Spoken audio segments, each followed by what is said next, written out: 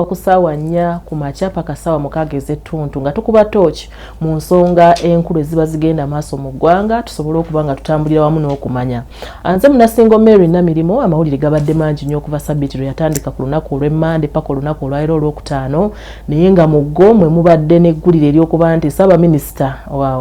Robinah Nabbanja yavuddeyo n'ayita olukuŋŋaana lwa bannamawulire n'alangirira n'ategeeza eggwanga nti olunaku lw'okuddamu okukola bulungi bwansi lugenda kubeera lwa 29 omwezi guno ogw'omunaana. Jjukira nti enteekateeka eno yatongozebwa omwezi oguwedde era nga ng'eggwanga tuba tulina okulongoosa eggwanga lyaffe buli lwa 6 oluba lusemba mu mwezi olw'omukaaga olusemba mu mwezi guno lugenda kubeera lwa 29 omwezi guno gwennyini era nga n'essaawa kwe tukolera bulungi bwansi ebeera ssaawa 1 ku makya paka ssaawa 4. Tugenda kubeera nga tukola bulungi bwansi ono mulundi gwa kubiri. Omulundi ogwasooka mwalimu obumulumulu n'okwemulugunya wano nawali okwali ne bannaffe ab'enzikiriza ey'Abadvent nga bagamba nti bo olunaku olw'omukaaga ate lwe batendererezaako omutonzi kale ng'okubalongoosesa obanga atyobodde eddiini yaabwe era kino kyasaliddwa eggoye. Ssaabaminisita yasisinkanye abakulu bano mu nzikiriza eno ne bakkaanya nti Abadvent okwawukanako n'ab'enzikiriza endala mu ggwanga lyaffe bulungi bwansi owaabwe bajja mukolanga lunaku lwa Sande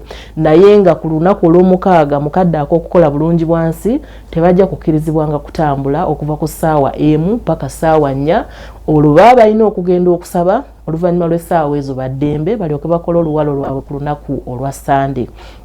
Tugenda kuba tochi mu nsonga eyo yennyini twagala okutunuulira ebirumira ebyalimu luli nga tukola mu lunaku olwatusooka bigenda kubanga birongoosebwa bityo okulaba nga ku mulundi guno tebiddamu kubeerawo. Ekitongole ki KCCA ne Ssaabaminisita ne Ministry ezivunaanyizibwa baavuddeyo ne batangaaza nga bagamba nti ku mulundi guli twalaba kasasiro mungi abantu baamujja nga gye bamujje ne bamukuba ku makubo ne bakyusaamu ku mulundi guno batugamba nti nedda totwala kasasiro ku kkubo nga tonnalaba mmotoka egenda kumutwala mulongoose emmotoka bw'ejja mulyoke muteekeko kasasiro si kumumansamansa buli wamu. Nina abakulu okuva mu KCCA Mwami Kiweewa Sadat agenda kuba akulamusaako ate ndina omukulembeze ku mutendera ogw'ekyalo omukulu Kasule naye agenda kuba akulamusaako kuba mu nsonga eno Ssaabaminisita yategeezezza nti buli mukulembeze naddala okuviira ddala wansi ku byalo alina okubeera nga baako ettaffaali lyateekawo mu mbeera bweti basuubirwa okukunga abantu okujjumbira bulungi bwansi ono era Ssaabaminisita n'ategeeza nti oluvannyuma lwa bulungi bwansi basuubira enkiiko ez'ebyalo n'obukulembeze bwabwe okwekuba mu tooki n'okulaba ebibanyigiriza ng'ebyalo basobola okubigonjoola. Tugenda kutambula bwe tutyo paka ku ssaawa 2 tubakwase bannaffe ab'amawulire amalindirire ne bannaffe ab'enteekateeka endala bakwongereyo. Kabakulamuseeko abakulu tutandikirawo. Ntandise naawe Mwami Kasule. Neza omukisa guno okubeera ku TV ya Kingdom. Bampita Kasule Abdul Musa, chairman omulonde w'amayinja zone LC1, chairman omulonde w'amayinja LC1 mu Makerere 3 parish. Newankubadde twaleaza amanyizibwa obuwanguzi bwaffe ne buweebwa Mwami Ndibo Muzamira. Nze kwogera ku nsonga za bulungi bwansi n'entambuza y'ekyalo kyaffe inshallah ta'ala. Kale tusanyusa okukulaba. Mwami Kiweewa. Sanyusa nnyo okunkyaza omundi gwange ogwokubiri. La weeks nga 3 eziyise nali ku TV. Wali ku radio ku TV? Nali ku radio. Naye I'm happy today ndi ku TV. Okay. So tujja kwebaza nnyo okutuwanga omukisa kugayako eri bannayuganda. Ate nja kusaba bannayuganda beyongera okuwuliza KTV kubanga manye eno radio yako jja wange. Oli waka. Mama wange namugenyi. Ate Pastor Kiganda naye wanti. Okay. Ndi waka. Babega kawa twalongoosako ne pastor loza myaka nge 3 kukuberi bakazimba. Era abadde musaale nnyo kati namwe mbadde nkibasuubiramu okubeera abazi supportive nnyo. Era bannayuganda bakubiriza nti ennaku zino eza cleaning si zokka n'ebiri even after tugende mu maaso nga tulongoosa kya mu Bayibuli kya mu Qur'ani okubeera omuyonjo n'okubeera mu community enyonjo kiyamba ffe ate kya buntu ekya mumpisa ate kya nnono. Kale nebaza nnyo Prime Minister nti ne cabinet baavuddeyo ne batugaidiya nakamba omuntu asaba ku lw'omukaaga ne alikita difo asobodde alongoose atasobodde alaga ekifaananyi ekirungi then enkeera agafa ekirungi then enkera ku Sunday naye alongoose era nja kwebaza nnyo ab'enzikiriza eyo nabe ebbaluwa yaabwe weeks entinti neziyise nga twakalonkinga naye yali nnungi nnyo nga yabukakamu naye ngolaba nti abantu abagala eggwanga kale nja kusaba amadiini gonna tubeere nga tuli supportive tuwagire enkola eno. Abulungi bwa Seeya gwe mwalimu ebirumira ngake otubulidde ku linnya Wanyanjudde yongero dikaatiriza erinnya nze Kiweewa Sadaati. Obuvunaanyizibwa bwange no mu KCCA ntwala bya kasasiro n'obuyonjo n'okumakinga sure nti amakubo g'ekibuga Meere tikuyuka kasasiro yenna ne mu community ebisaaniko byaffe ebivuddemu. Obuvunaanyizibwa nno olwabo tulina mu mbeera eyo okusupervisinga private companies ezituyambako okuyoola ebisaaniko mu Kampala ezatwala ttenda ate n'amawulire gerina amalungi amaaso awo genja okwanjulira bannakibuga mu show eno. Gatugambe kati gaveewo kasoke ekyosoose twalina ebitwalabako ku birumira mu kulongoosa okwaggwa abantu basomba kasasiro ne bamuyiwa ku makubo n'amalako ebbanga lyonna n'awamu tannavaawo ne bwe twogerera kati ate era tugenda kuddamu tulongoose kitegeeza nti kasasiro ono nga KCCA mwetegese mutya okulaba nga bye twalabako ebifaananyi ebitaanyuma tebiddamu n'obuzibu bwali luddawa mwali temulina mmotoka zimala oba temwetegeka kimala. Kyansanyula nnyo gavumenti okuvaayo ne cleaning days zingaze kyansanyula gavumenti yalaga eyagala abantu abalamu ate abantu abayonjo naye n'otula mu taxi olina agamba nfulumamu ng'awunya enkwawa tekikusanyula. Omuntu omuyonjo asanyula buli muntu atuukirikika oba otegedde bulungi kale gavumenti tugyebaza bano baseeka abasoma ku luwalabu bakiyita anadhafa jamuiya community health so tekikoma kunaaba kwokka naye n'okujja mu corridors ojjamu ebisaaniiko. Nja kwebaza prime minister ne vice president ne president amawulire genkuwa nti nekunaku etwalongosa president yali museta neyalongosa vice president najja Mama Arupo najja wamwe yali naiba wamwe mu staff kiti zone prime minister najja government chief whip najja minister health najja bamisa bawere 10 minister wa Kampala yaliwo Michara Shaifa Buzeki KCAD naye yaliwo n'abakulembeze n'abeewansi ab'ekitundu bano nabo baaliwo ne tulongoosa okusomoza kwaliwo nenze ne celebration zaaliwo achievements zaaliwo. Ekisooka abantu bamanya obuvunaanyizibwa bwabwe. Ekyokubiri abantu bamanya nti okulongosa kwa buli muntu oba prime minister gwanga avudde mu office n'amalaga mu butusi ate gwe omuntu w'ekaleerwe. Then ekyasajjula ekirala nti bannakampala ne bannayuganda okutwaliza awamu buli muntu yamanya nti awantu ewakyafu tewabeereka. Ya president mwebaza ne government nti baga ifanya ekirungi okufa ku muntu ono wa wansi. Okiga president government we tugamba nti buli muntu agalewo teyajja kwa kintu kyonna mpaka mpozi ngalo amaze kulongosa kuva ku ssaawa emu mpaka ssaawa 4 eggwanga soka isiyikirire. Nsaba Bannayuganda nti kasita tubanga tumaze okulongoosa tugamba nti okulongosa kuganga kuwedde nno ewaka wafaanana watya gwe ng'omuntu ofaanana otya kyoyambadde kifaanana kitya neyibawo afaanana atya kikulu nnyo kya mu ddiini ate kya mu nnono. Ffe nga twali tukula nga tugenda okusoma wetanga ku bantu nga bafunyizaako empale buso obudde obuno tezaalingawo ndowooza mabegakaawo emyaka giweze naye ng'osanga omusajja afunyiza ku mpale akutte enkumbi agogola mwala kyetuyitadde siruting abamu nga basawasawawo ku nsiko ate ne musayansi batugamba nga mu primary nti ebimu ku bintu ebireeta omusujja that unwanted bush surrounding at home musayansi objukira bulungi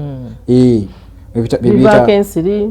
nezivaamu neziruma naye tekintu ebintu ebimu ku ebyakagatta Bannayuganda ne babeera wamu kwe kulongoosa kuno era nze amu happy nkwenyumirizaamu nnyo. Kale nja kusaba challenges ezibaddewo nga oyogedde okusookera ddala nti abantu abamu bakikoza fujjo nakwata ebisaaniiko nabikanyuka ku kkubo nadduka n'agenda naye nga talongoosezza nimwe abalungi abalongoosa ate abamu nina wano omwami gwe nasanga wano Mengo Hill Road yalongoosa n'abeerawo n'aganiza emmotoka ejjewo ebiki kusanya nko byange I was key kwani tuka mchala Sharifa Buzeki awa Idi yaje nena yimirirawo nagano nyo msaje emmotoka netujja ne tukwate emmotoka ne PS wa health yaliwo ne Dr. Sara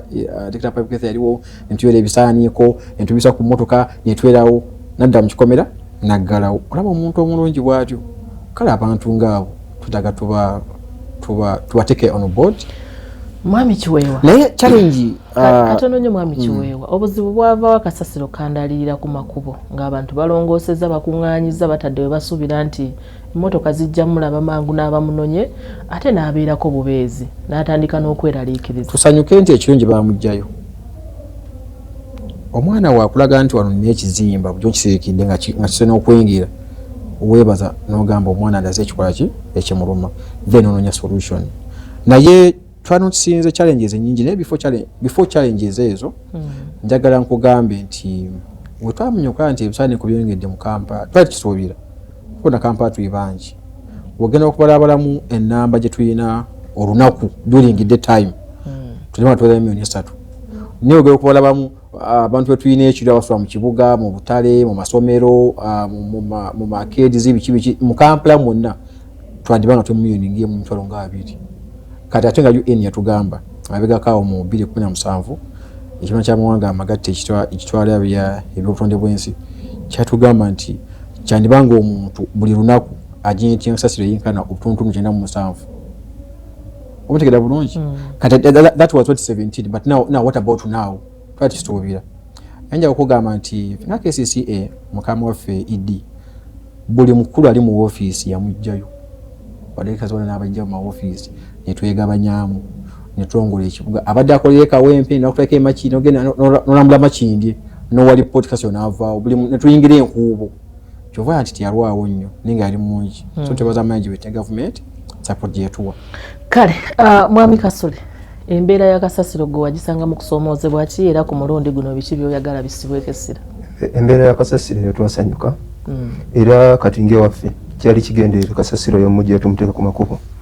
Ekitundu ky'enkulembera oba kyempangalira mu kyamayiza zone waliwo mu kitundu tulina abahoteri bangi. Ekitundu embeera yegenda okujja ffe tuli basanyufu kubanga yajja tuyambako. Nze ndi omusajja azaalibwa omusajja omwami owa scrap naye kitange buli lwakutaano abaddeyo alongoosa Makati Mayinja zone nga yeenoonyeza advantage adayina alina abakono babaki aba private abasoma kasasiro ne basoma kasasiro yenna yina mu kyalo kyaffe nakola ki n'amutwala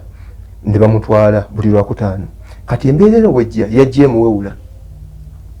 kati kyetwesanga lwaki twagamba abantu bate kasasiro oyo message eyo efulumemu tugenda longoosa ne kasasiro already private companies ziba tezikola mulimu mulungi abantu bazisasula ne tebakola ki tebabajja ku kasasiro kati jukire eno waffe gye tuli tukolya mbifo bifunda owa hoteri bayinza okubeera 5 mu kifo kimu bagabana ekifo ekyo kati bwe mayinawo akakutya kaki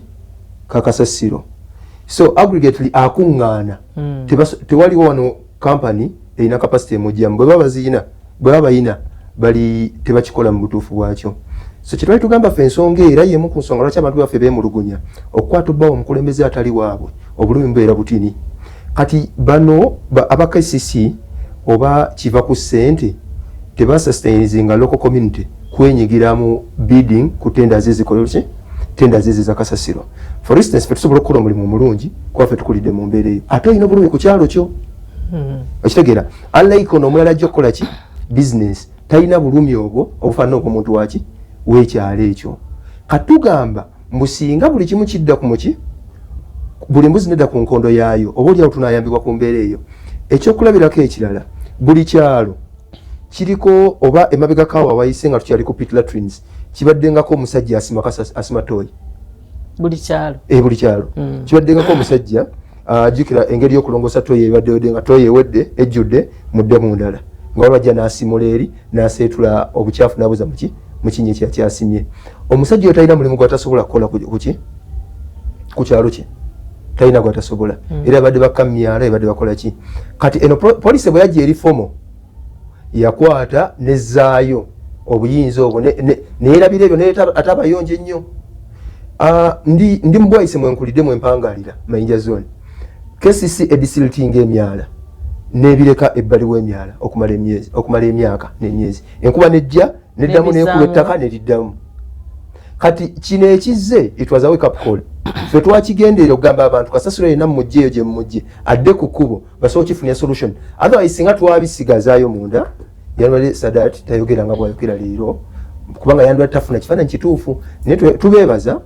kubanga yo effort bagikoze okulaba nga bakola ki because ekyo bakifunyeeko sampling bakifunye kati yonna step gye bateekinga oluvannyuma lwakyo egenda kuba etuyamba neffe tubasanyufu ne initiative eyo okuva mu central government ne cabinet okujja okukola ki okutuyambako okuyonja ebitundu byaffe ku mulundi guno ssentebe gavumenti yasazeewo tewali kuddamu kuteeka kasasiro ku makubo temuyinaamu bweraliikirivu nti mu bikomera gy'anaasigala ayinza obutavaayo obweraliikirivu kwekyo ekirungi ekiriwo abakola omulimu ogwo abantu baffe bakyagala okwerongoosa abantu bonna bakola ki bakyagala it is a challenge to us mukigenda tukaluubiriramu okuba tulina collection center kati eri central kubanga gavumenti yo yakijjeeko kiri ekyokugirabisa okuteeka ebintu mu kasasiro byeteeka ku kkubo naye way forward eri kigobo tugamba tumusigaze tuba tufunye benefit yakyo okujja ku kyosobola otukolera batuwe schedule mbawa Mayinja zone tujja kubayitamu olunaku lwebuti mu kasasiro mwena tukole ki tumutwale kubanga limitation yali kuba ku capacity gyawo kasasiro mu budde ye kasasiro abeera mu bantu lwaki kubanga overload eyo eri created by private companies ezisoloza sente ku bantu okubajja ku kasasiro niba nga tebasobola kukola ki mujja mu kubudde so weaba asobola ofuna solution ku ekyo then ebisadde bijja kuba byangu kubanga gwebongamba eno Kampala tebakyatukkiriza na kuwokya kasasiro tugenda mukolera ki so it is kyangu okwogera naye to walk the talk is not easy okwokya kasasiro nakyo kyabulabe kubanga omukyala atwala ebyobuyonjo mu KCCA Dr. Sarah Zarango yavuddeyo n'akitangazaamu n'agamba nti ku olwo lwennyini lwe twakola bulungi bwansi empewo ya Kampala yali mbi nnyo olw'abantu abamu abamwokya nakyo kyabulabe kiba kittatta n'empewo essibwa ekyo kyali okubanga abantu bamanyira bwekityo mu bulw'okuŋŋaanya nga twali akugyako ebikalu byokye ne we are learning, we are an evolving society abantu bakyuka bukyusi ne sensitization zeze zikolebwa ne basomesa mu kino kikola ki ne yebadde embeera yaffe yebadde enkola yaffe nga abantu bakola ki era bw'ogendewa mu mukyalira weesanga bakola ki bakola so tuseseetuka okuvako kye tusomeseddwako ne tudda ku mbeera ki endala naye nga ffe tusobola simbira kuli nteekateeka eyo era tukunga abantu baffe bannamayinja zone mumpulira jona mukimanyi kyabuwaze ffe okulongoosa ekitundu kyaffe ekyo tuba tukikola ebbanga lyonna era tuba tuyombagana ne Naalongo abamu kubakulira obuyonjo KCCA Kawempe nga tukaya nabo ku nsonga ey'okukola ki ey'obutatujja ku kasasiro n'obutatujjako ttaka nga tumaze okukola ki okulongoosa ffe tuyina abaana bo tebalina kye batya bekkira myala ng'enkuba etonye lwaki giba gizibikidde nga mayumba gaffe gajjudde so bw'aba atunulamu mutebi ye tafaayo kubanga ennyumba ejjudde y'abaana be omwana guzibikidde najjamu obucupa n'akola kinaakola ki so si kipya gye tuli bwe banaatuyigiriza nabo nebatukkiriza obuvunaanyizibwa ffe tumanyi kanso bwegenda kukola okuleeta emmotoka ezitujja ku kasasiro ebbanga lyonna neffe tugenda kuba tuli nabo mu kulongoosa ebitundu byaffe okay tugenda kuwumulamu katono tukomawo n'ekitundu ekyokuta mu kiro Friday Miracle Overnight wano ku CFC tugenda mu maaso gwakyali wakasambyasambyako jangu wetabe naffe tusabire wamu Mukama asobole okuba nga akyusa embeera tomanya otambulire wamu nga Mukama Katonda omukwasizza obulamu bwo n'emirimu gyo buli kimu kisobola okutambulira obulungi tutunuulidde ensonga ya kasasiro okulongoosa okweggwanga okwawamu tugenda kuba tuddamu okulongoosa eggwanga omulundi ogwokubiri ng'ennaku z'omwezi 29 naye waliwo ebirumira byetwalabako mu mulundi guli ogwasooka olw'okuba nti ekintu kyali kitandika butandisi kitegeerekeka byetwandyagadde oba oliawo bikolebweko embeera etambulire eddala bulungi nnyo kubanga ng'abakulu bagambye okwerongoosa kya buntu kikulu nnyo kiyamba ffeffe nyennyini ng'abantu abawangalira mu bitundu ebyo mwami tugendedde mu kuwummulako tubadde n'ekibuuzo kasasiro ono yasigala ku makubo ku mulundi guno mweteeseteese mutya nga KCCA mufunye mani pawe mala emotoka muzifunye ezimala abantu babeere bagumu ekisooka etteeka ly'obutonde bw'ensi ya NEMA linyonyola nnyo ku polluter pay principle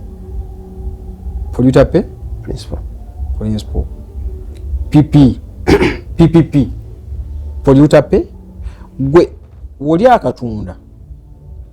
olina obuvunaanyizibwa bw'okumakinga sure nti akatunda koolidde ekikuta ky'akatunda oli responsible kwa gwakalidde. Ekyokubiri, ova emitaana n'ojja ne kasooli wo n'ojja mu ntunda mu Kampala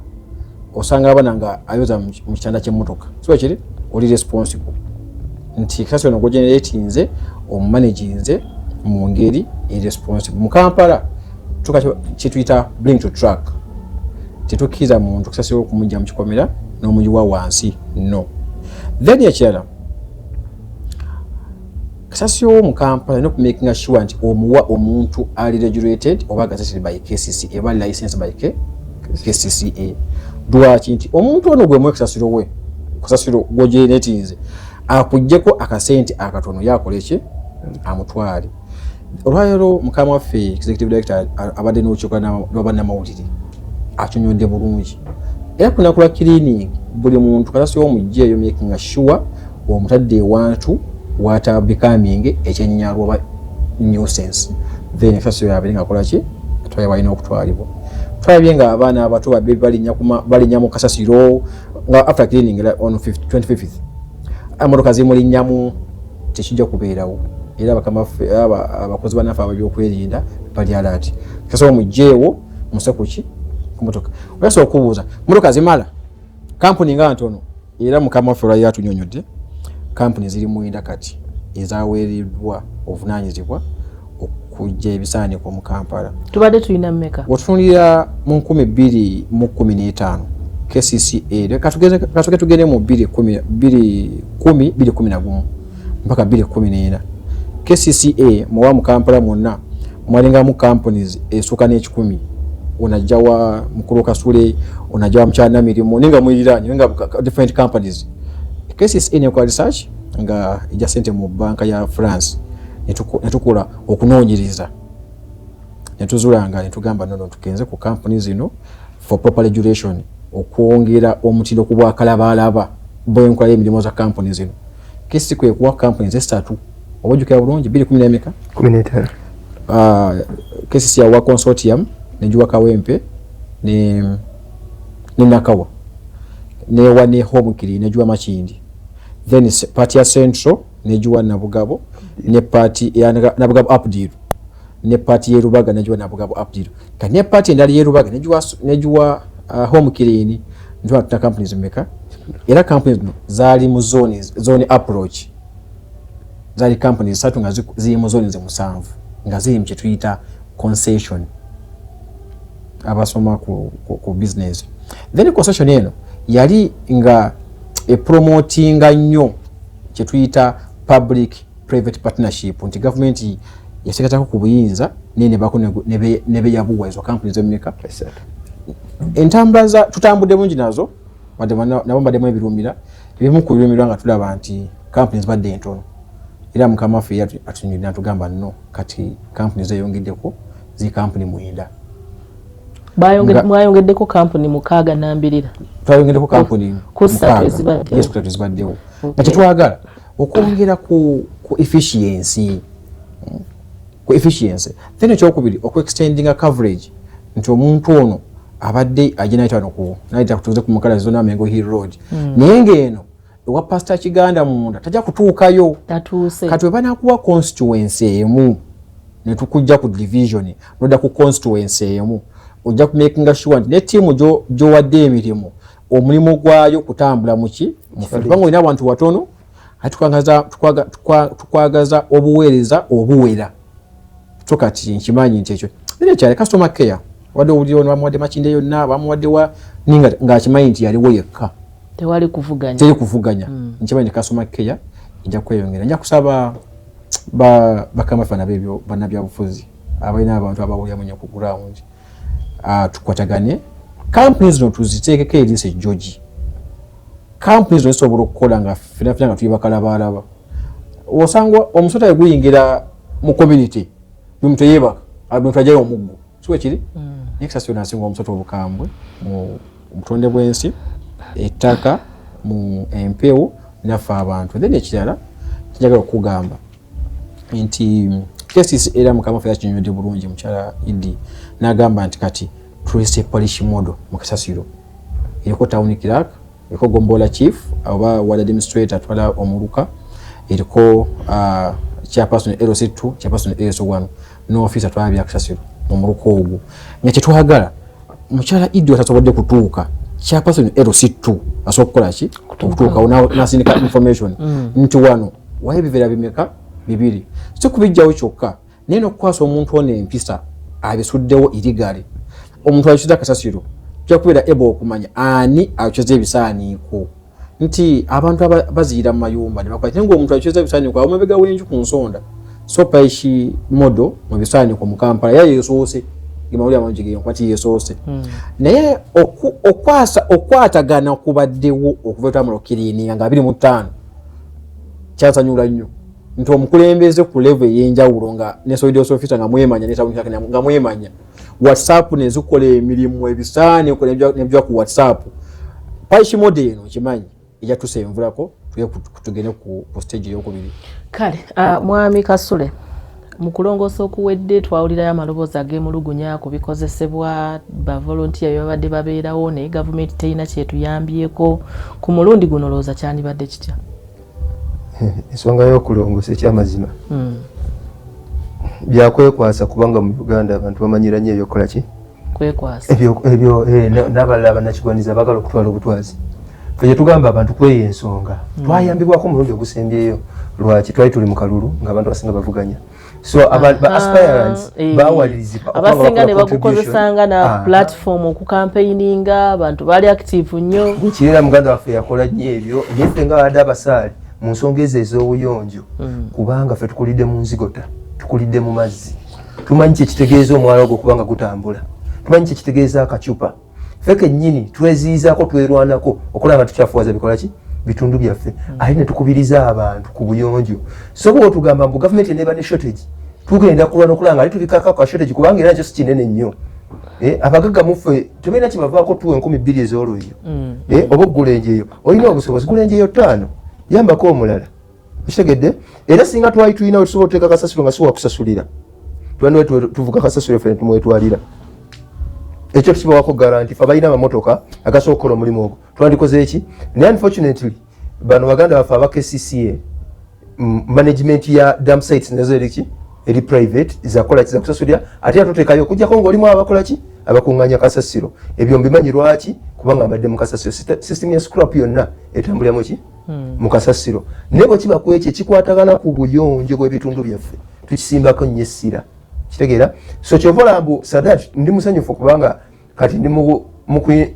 interfacinga naye era ngenda fundikira nina contact esobola okugasa abantu bange mbu kino ekyo tekigeeza bulungi salamu alaikum siraamu okimanyi kyemwatukoze ebiri byonna wabyawukana ku byali byaku TV nga mutegeeza ensonga eyo lwaki abantu bange aba hoteli tebagiddwako ki Kasasiro kati nze ngenda kubantukira ddala ku ngoma ennene era abamayinja zoni beti ensonga ya Kasasiro tukoze eki tukimaze biizinira kino kitwali tugamba oteeka ekigere kyaffe ku ngatto abantu bafune obuweereza obukola ki era n'amawulire gennyini katugafunidde ddala buli nsonga bweteekeddwa okukola ki okutambula okulaba nga abantu baffe bakuuma eki nga babeera bayonjo okwewala endwadde n'ebintu byonna ebiyinza okukola ki okubaviirako ekisinga ova mu bukyafu bulwadde ndowooza era businga okukosa abantu baffe ekyokugamba nti mubeere n'enkiiko oluvannyuma lwa Kasasiro okwekubamu tooki ng'ekyalo gw'okirabye otya tekiinaako buzibu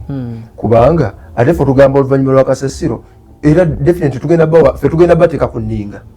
lwaki ebisasiro bisobola omalinako 2 mu kitundu kyaffe kubanga era nekino kagamba mbu Kasasiro alina kuva mu ngalo ng'agenda ku mmotoka twagala okulaba bakisoboka kubanga era kyagenda okukola kino tukuŋŋaanya wali obuzigo bwaffe obwa woteeri ng'egye bweddiringanye tasobola mukwatira kumala naku 2 kuba jjukira kati omwongedde ne loodi etabadde yiye ebadde ku kkubo eno gye yakoze eki gye yakuŋŋaanyiza yeeriwa bwe tulongoosa mumaze okukola bulungi olongooseza ekitundu kyonna olongooseza n'awatali luwo okitegedde kati kanako kubadde okuŋŋaanya ne waba waka olwo oyongeddeko oba luno olujja lwemutakola ki olutali lulwekyo ekitundu kyokoze oba omwala guno gw'olonzeemu Kasasiro oba ono omuyise eyasudde eyo loodi ekoze eki ekuzzeeko naye luli ate obadde osobola kukwatira Kasasiro mu kiveera kyo okumalina ku mmeka 2 kati oyongeddemu loodi eno gy'otamanyi kati fe yegenda omuteeka ku nninga mbw ajja akole ki agituggyeko mu kaseera katini mwami Kasule mbuuzaamu katono enkola ey'okuba nti Kasasiro omujja we mumukuŋŋaanyiriza ng'omuteeka ku mmotoka ku lunaku olwa bulungi bwa Nsolo enasika mu nkola sisobola wakanya kyalinako nteekateeka kubanga nze okiraba nga kiri applicable kubanga even when I'm doubtful about it nomba nina okubuusabuusa mu kyo bw'aba kyagambye tujja mugumiikiriza okutuusa banakola ki tetusobola kumulamula ku kyatannakola katono nyo mwami kiwa tugenda kujja lindako katono waliwo ebyalo byetwalaba ebyali mu bulungi bwansi ng'agenda mu maaso naye ng'obukulembeze tebufuddeyo okukuba ku batuuze kale wadde buli muntu asobola okwekubiriza naye ekyabannayuganda omuntu aba amanyi ekyokola naye n'alinda omukulembeze we ku mulundi guno olowooza abantu banaabeera active omukulembeze Mwami Sadat yayogeddeko okukwata abantu ng'abo aba reckless abakulembeze abagayaavu ebintu bibiri okujjako nga abantu tebakwagala nekubiriza abantu okudda eri obulungi biri fefe nga abasiraamu kiri mu ddiini yaffe okubiriza abantu ki ku buli bulungi kati ekimu ku bulungi goberawo otya nga tolumirirwa abantu bo eyo nsonga erwanya luli waffe bayimiriza omusirikale ng'ataddeko sirens abavuka ne balemera mu kkubo ku lulongoosa olusembyeyo abasirikale baagala okulwana paka omukulu ye wenyini we yavaayo n'agaba bannaye nsonga ki mwani tuli mu kulongoosa n'avaamu n'akwata ekitiiyo anakwata olwoyo n'ayera n'amaana akola ki nagaba naye mbadde ngenda kayunga ndi mu bwangu musonyi omunenga akoze ki gakoze contribution alongoosezza so ebyo bintu abakulembeze ekikula ekyo bannaye tebasaana kukola ki kubeera ku bukulembeze oba oliawo naye ekisinga okubeerawo mbu omukulembeze singa aba ayagalwa abantu alagira ne bawulira akulemberamu bagoberera era obukozi obumu omubaka Muhammad salama yaliko mu Hudaybiya ng'alina ensonga emusibye yagamba ati bagenda kukola hijja naye bagende bakole ki basaleko enviiri baddeeka bwagira bwati nawulyo ne bagaana omugondera abantu be nayingira tenti ye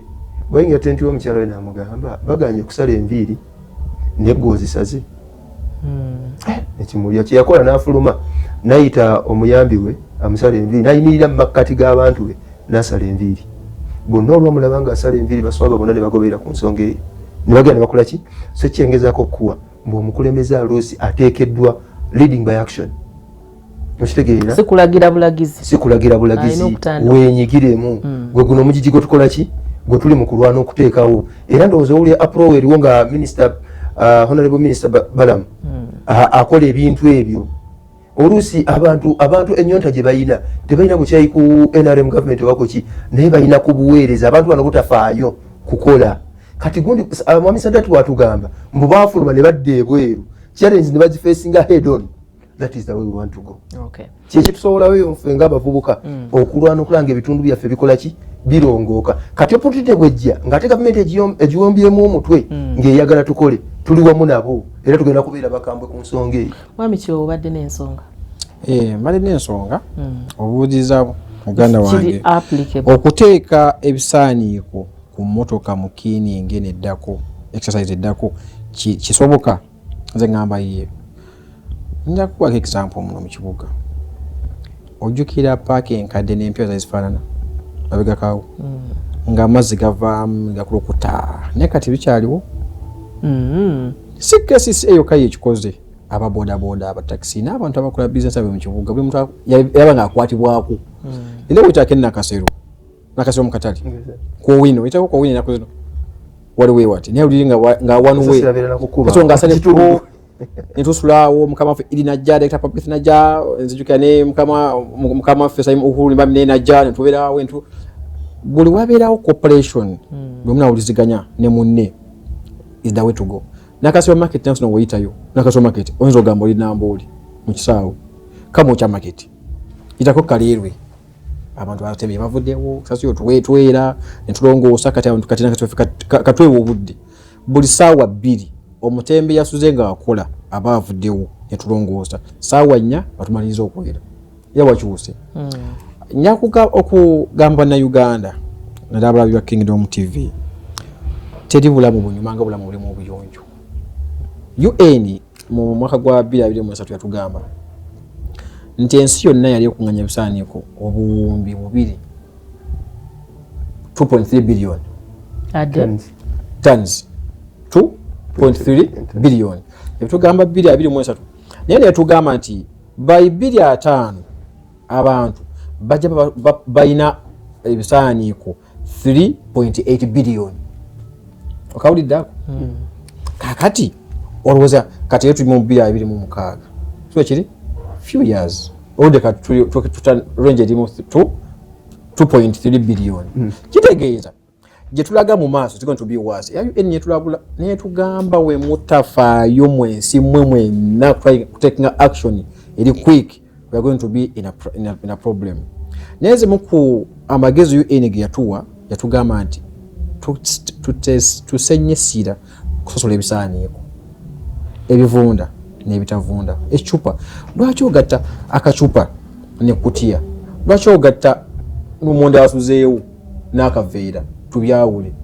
ezimu ku nsonga mukama ffe president yatuwa babirakawo nga kakula flyover kyamuwazibwa okugera ku kiteezi nagaba n'ekiteezi yagwa naye banemanya nsonga akiyagwa obutasosola bisaaniiko mu bunyiivu enyo tukanogaba bannange gwe alina akaveera ko mu Kampala azena akaveera mu kibuga kakwato kase mu nsawo ddeyo nakewe kawungeezi kati tulina buyala wagambye nti twetesetete tutya kesi segena gule emmotoka 10 mukama ffe gamole gatwadde leero mu division ejja kwenfuna emmotoka mmeka 2 empya tongere ku capacity bana abantu bina kugambye omwenda private companies omwenda bagena kubanga buli lunaku bayola ebisaaniiko tanizi 1,447 si kya bulungi bwansi yekka si kya bulungi bwansi kya buli lunaku kitegeeza kakati gatako tanizi 5,000 zetusuubira kubanga kati leero tutegedde bameka abafunye mu constituency omunana next week tujja kumanya kuba kwasigedde constituency Lubaga North naye tugisuubira kubanga ezimu ku tweka nga tulanga twagamba nti Lubaga North twetaaga omuntu asobola okujja ebisaaniiko tanizi 10,000 bimeka buli kitegeeza okwata 10 tanizi 1,469 ogateko tanizi ogateko kachitegeera nti kyokwanga tumuvinzi no sorry tanizi 15,000 cases ezeeyoola ogatako ku zino 1,467 tujaba tugenze tumuvinzi nejjukanya Lubaga North naye kyaliyo I'm sure bannayuganda babanga basosodde ebisaaniiko tujja banga ebuyala tufuna ebisaaniiko ebisunsula obulungi ne byalani fiiru ewangaaleko nga kitezo yawangaalako kwa kitwagala buyala kuddamu kiteezi kugwanga ekite kubanga bito ebisaaniiko mwami kiwe wakadde katuweddeko mu bigambo bibiri siibula ekisookera ddala nebaza gavumenti kutwaliza ewamu kuva ku president paka ku KCCA bakamba ffe bonna mu public health ED ne bannabyabufuzi bonna bannabyabufuzi nno batukwako bwakalabalaba tutamba tutya emirimu mpaka kubona aba LC1 tubebaza ate tetunyiiga era bye mutugamba tubiwulira olumu nebitulemesa olw'obudde ne sources nga tubawulize mwabaye kuwa KCCA mukisa kwogera ku buyonjo bw'ekibuga neyanziza tuyanzeeke mwami Kasule mu bigambo bibisembayo neyanziza nnyo omukisa guno okutuulako nammwe okunyonyola ensonga zaffe obubaka bwaffe eri abantu bonna naddala Amayinja zone n'abalabi ba KTV twesobolayo ku nsonga zino era tukyabanja obuwanguzi bwaffe biidhinillahi ta'ala obwa Amayinja zone era tubakubiriza olukiiko olwayitibwa abatuuze mu Lujjumbira ku Mmande era ensonga ya 29 ngenda kubeera musaale mu kubeera amatulongoosa ekitundu kyaffe era nga wetufunye okutangazibwa ne Mwami Sadat okuva mu KCCA tugenda kuba basaale ffe tuli baweereza b'abantu baffe nga tuli bagonvu eri gavumenti eno eya NRM etutwala bwete bwetutambudde twebaza nnyo betutambudde namwe mwebalo tufessizaawo akadde ne munnyonnyola ensonga nga bwe zitambudde program Kingdom Touch olwaliro bwete bwetutambudde tugenda mawulire malindirire nze Munnasingo Mary Namirimo teweerabira kujja mu kusaba kwa Friday